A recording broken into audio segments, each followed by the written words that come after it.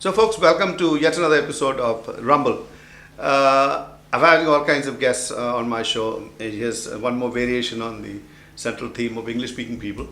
So, my guest today is Divya Pandurangam. I'll get that straight. It's not Pandurangan.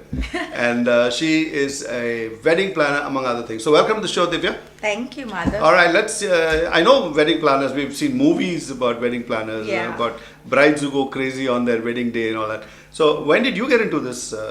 Not too long ago, a year.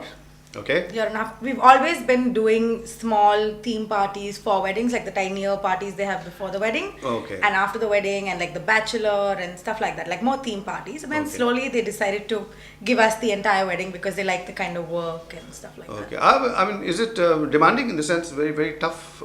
It's very tough. It's Really? very tough, yeah. Like, everybody calls themselves wedding planners. If they have a flower shop, they're wedding planners. Okay.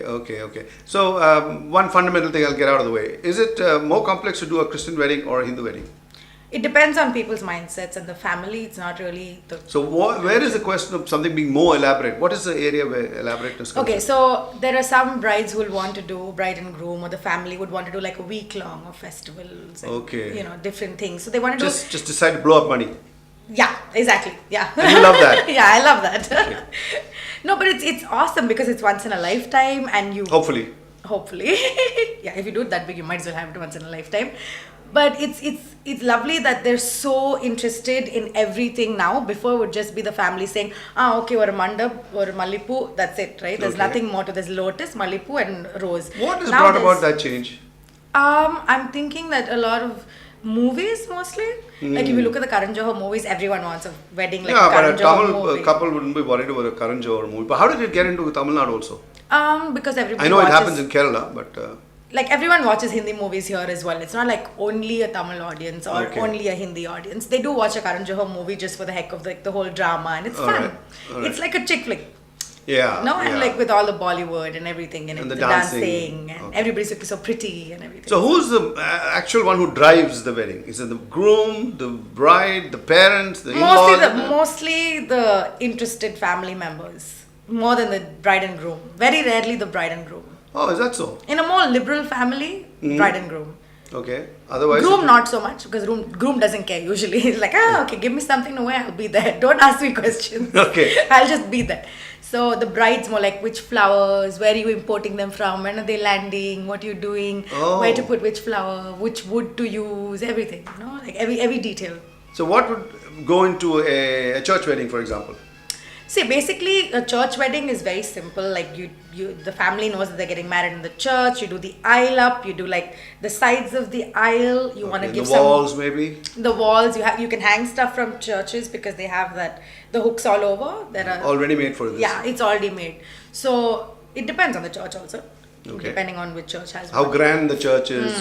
Yeah. Simple chapels also. Do you do up a lot of those kind of things? I've done only 2 Christian weddings. Okay. So one was a simple chapel and one was the Santom Church. So Santom Church, you don't have to do much. You just have to do flowers here and there. But the church is gorgeous by itself. Yeah, that's true. So to keep it simple, we also like focus on design. That is the most important. Like we want the people who come to the wedding to have an experience and like an experience that brings them closer to the couple, which is most important. At a wedding, you usually find that the bride and groom are like aloof doing their own thing while the friends and family are doing their own thing, which is usually the case. But if you want to do it nicely and you give us the opportunity to do that for you, then we focus on good design and a great experience. So is that where all these strange rituals are starting up with people like you creating new things for them to do? We're always like giving them ideas. Let's add this, this is so cute. Like for example... Why don't you come down the aisle doing somersaults? Really freaky things. Oh, those. That's from a video on YouTube. I haven't seen it. Was there one who actually did that? No, I haven't had a wedding where they've done that. No, I mean in the sense you saw something on YouTube where the... Yeah, like not somersaults, but like they walk down the aisle dancing and doing goofy things and wearing those like, cartoonish glasses. Okay. How open are we to that sort of thing, going to that extent?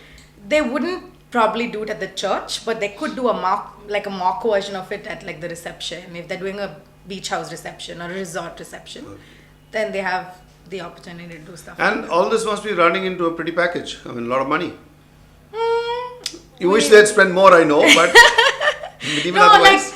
Like in North India, it's a completely different story. Like in Bombay and Delhi, you have a different mindset. You actually think about it as it's a one-time this thing. It's almost like a film shoot. Yeah, And also let's elaborate just stuff. do everything. But in Madras, it's not like you want to spend that much money on it. They're very conservative about the money they spend. All right. But they also want the kids to be happy. So like the the value for design- money, more value for money here. More value than- for money here, definitely, yeah. And clothes, I believe they keep on buying clothes for everybody. Is that a Yeah. South Indian tradition? It is a South Indian tradition. You buy clothes for the brother, for the boy's family, the sister, the mother, and their relatives. The boy buys, clothes for the girl's family, and the girl, like for the wedding itself. Nowadays, they like match the entire families in a color theme. So everyone's wearing pinks and everyone's wearing greens on the other side, and the men are part of that as well. They're wearing veshti with like the same colored shirt and Wow. yeah. So So folks, you heard it from her. It's quite shocking to hear that men wear pink and all that. It was quite taboo in my time. We'll come back, we'll find out some more of what all bizarre things she's been doing.